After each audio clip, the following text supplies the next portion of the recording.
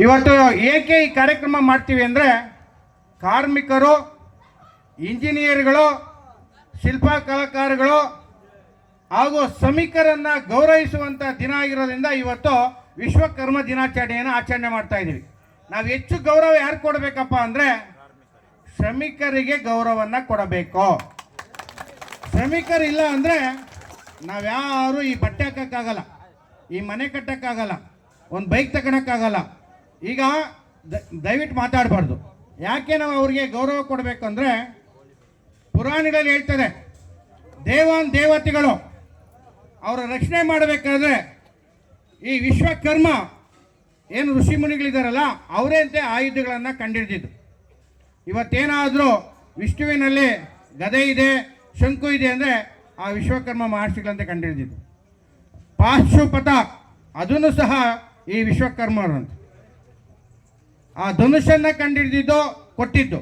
ಈ ಒಂದು ರಾಕ್ಷಸರನ್ನ ಸಂಹಾರ ಮಾಡಬೇಕಾದ್ರೆ ಅವರ ಒಳ್ಳೆ ಆಯುಧಗಳನ್ನು ತಯಾರು ಮಾಡ್ತಿದ್ದಂಥವರು ಈ ವಿಶ್ವಕರ್ಮಿಕರಂತೆ. ಹಾಗಾಗಿ ಇವತ್ತು ನಮ್ಮ ಭಾರತ ದೇಶದಲ್ಲಿ ಶಿಲ್ಪಕಲೆಗೆ ಹೆಚ್ಚು ಮಹತ್ವವನ್ನು ಕೊಟ್ಟಿದೆ ಅಂದರೆ ಈ ವಿಶ್ವಕರ್ಮರು ಇರೋದ್ರಿಂದ.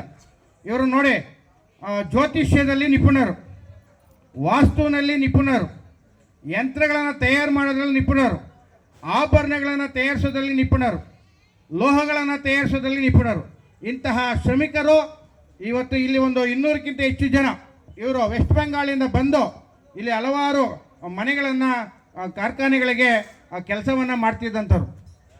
ಇವತ್ತು ನೋಡಿ ದ್ವಾರಕಾ ನಗರ ಕಟ್ಟಿದಂಥವ್ರು, ಆಮೇಲೆ ಶ್ರೀಲಂಕೆಯನ್ನು ಕಟ್ಟಿದಂಥವ್ರು, ಇಂದ್ರನ ಅರಮನೆ ಕಟ್ಟಿದಂಥವರೆಲ್ಲ ನಾನು ಇವತ್ತು ಈ ಕಾರ್ಯಕ್ರಮದ ಬಗ್ಗೆ ಅಧ್ಯಯನ ಮಾಡಿದಾಗ ಗೊತ್ತಾಯಿತು ಯಾರು ಇವರು, ಈ ವಿಶ್ವಕರ್ಮ ಅನ್ನೋನು ಯಾರು ಅಂತ ಕೇಳಿದಾಗ ಇವರಿಲ್ಲ ಅಂದರೆ ದೇವತೆಗಳ ಬಂಗ್ಲೆಗಳು, ನಗರಗಳು, ರಥಗಳು, ಈ ರಸ್ತೆಗಳು ಸಾಧ್ಯ ಆಗ್ತಿರ್ಲಿಲ್ಲಂತೆ. ಹಾಗಾಗಿ ಇಂಥ ಶ್ರಮಿಕರನ್ನು ಗೌರವಿಸಬೇಕು. ಆ ಗೌರವಿಸೋದಕ್ಕೆ ನಮ್ಮ SAV ತಂಡದ ಎಲ್ಲರೂ ಖುಷಿಯಿಂದ ಸಂತೋಷವಾಗಿ ಇಚ್ಛಾಪಟ್ಟು ಬಂದಿದ್ದೀರಲ್ಲ, ನೀವೇನಾದರೂ ಅವ್ರಿಗೊಂದು ಖುಷಿ ಕೊಟ್ಟಿರಂದರೆ ಭಗವಂತ ನಿಮಗೆ ಆರೋಗ್ಯ, ಆನಂದ, ಆಯುಷ್ಯನ ಕೊಡ್ತಾನೆ. ಹಾಗಾಗಿ ಜೋರಾದ ಚಪ್ಪಾಳೆ.